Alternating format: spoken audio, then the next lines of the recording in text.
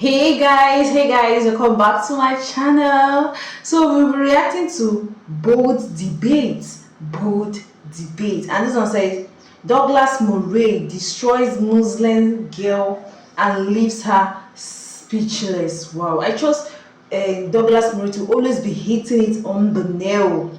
Let's check this wonderful video out and see how Douglas Murray left her speechless. Let's check it out. We call brown people migrants. We call white people who go abroad to work expats. This is really important. Migrants versus expats, there's a very clear reason. It's expected, rightly or wrongly, that expats don't stay in the country and bring up their families and stay for generations. I think we've got to be very, very careful that we don't end up lambasting the freest and most generous countries. This compelling debate, featuring the controversial thinker Douglas Murray, kicks off by him trying to explain the complex issue of migration. He points out that different people have different virtues about migration.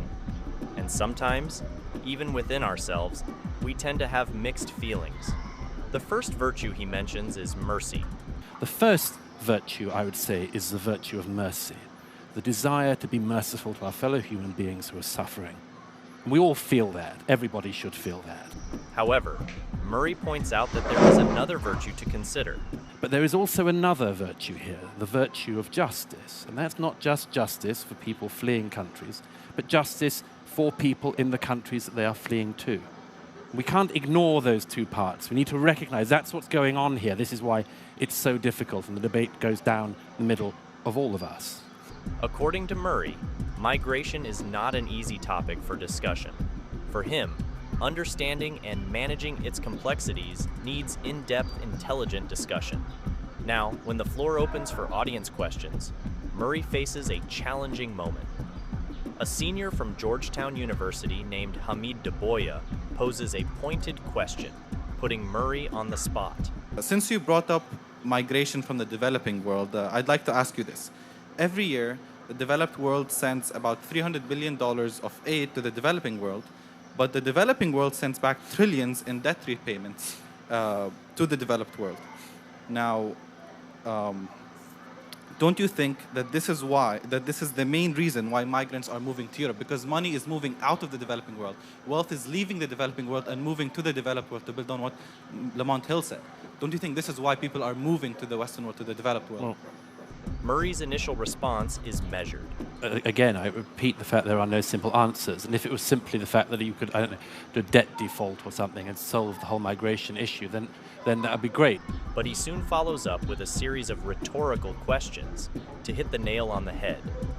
You think that if for instance, all African countries were allowed to default on debt, that they'd become burgeoning, flourishing societies? You think that the problem across, for instance, sub-Saharan Africa isn't just unbelievable greed and theft by politician after politician? You think that if you just wrote off the debt, that would stop being an issue and everyone would become transparent and clean in their dealings with money? I mean, the problems are much deeper than this. They're much deeper than just a simple solution like that. The debate then takes a heated turn when an accusation is hurled against Europe and white people. The claim is that their aid to Africa is merely a manifestation of the white savior complex.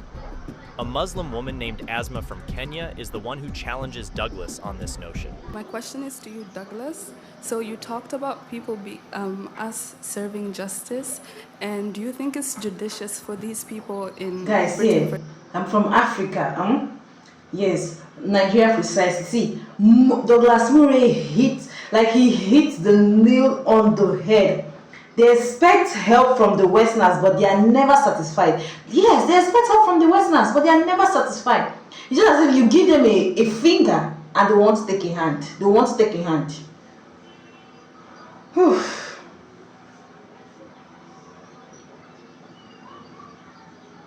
Britain, for example, you talked about how Britain is giving aid to these countries in Africa. It's judicious for them to give this much money to these countries, but without even listening to their needs. So this only contributes to the white savior complex that is currently a big issue in Tough question, isn't it? And now I know what you are wondering. What does the white savior complex mean in the first place? The white savior complex refers to the concept of a white person attempting to help or save non-white people, often in developing countries, based on the presumption that they know what's best and that the local population cannot help themselves.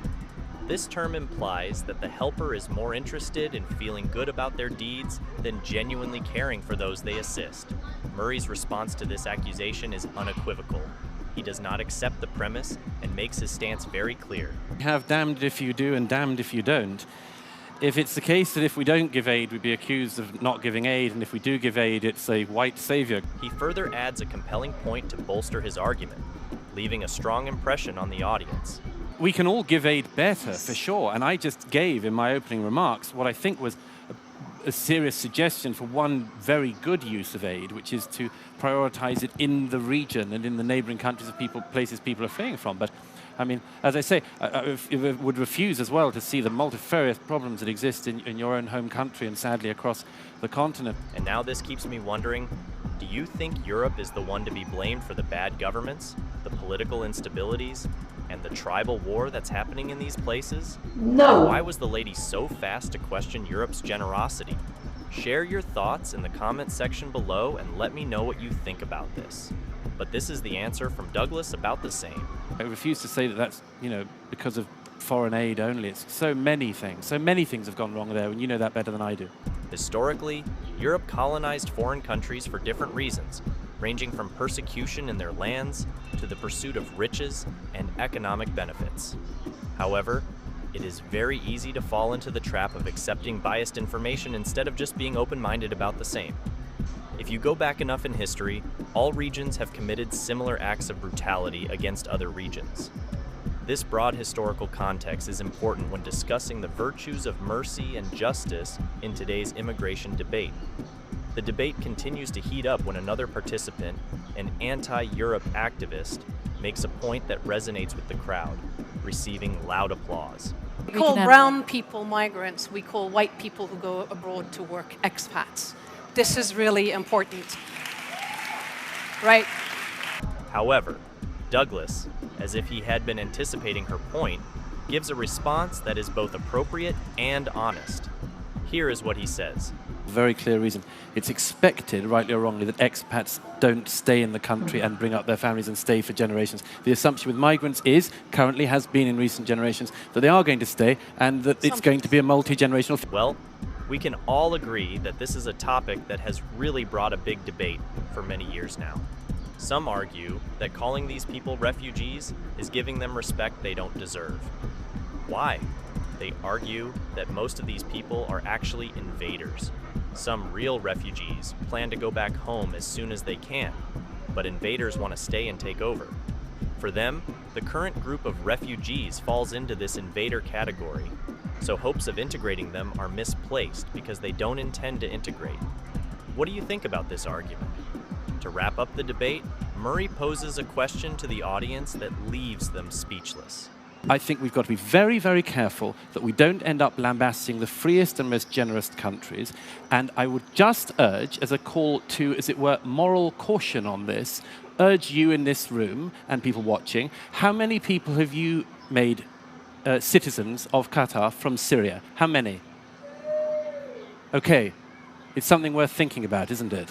And the silence is proof. Good question. It is something worth thinking of indeed. A true testament to the provocative nature of Douglas' query. Well, now one question remains. Do you think we should all have a specific approach to the refugee? Guys, imagine a country be so bad you have to leave, and then wanting to make the country you migrate to like the country you left. Like, who does that? How is that being done? Why can't they run to all these Islamic countries and leave the Europeans freely, to live freely? Why can't they? If they don't really like the Western world, they should go. Yes, if they don't really like it, if they don't like their way of living, their way of doing things and every they should go. Why can't they migrate to Afghanistan, Iran, Bangladesh? Name most of those countries. Why can't they go to that countries, or why can't they migrate to that country? Why? This is just so bad. Just like I said, if they don't want to stay in the Western world, if they don't really like everything the Western worlds are doing, then they should go. Simple and short. Because, like I said, Douglas Murray speaks the truth. There's nothing controversial in that. As simple as ABC. There's nothing. Let me know your thoughts are in the comment section. Like, watch, and subscribe to my channel. And have a wonderful day ahead. Bye bye.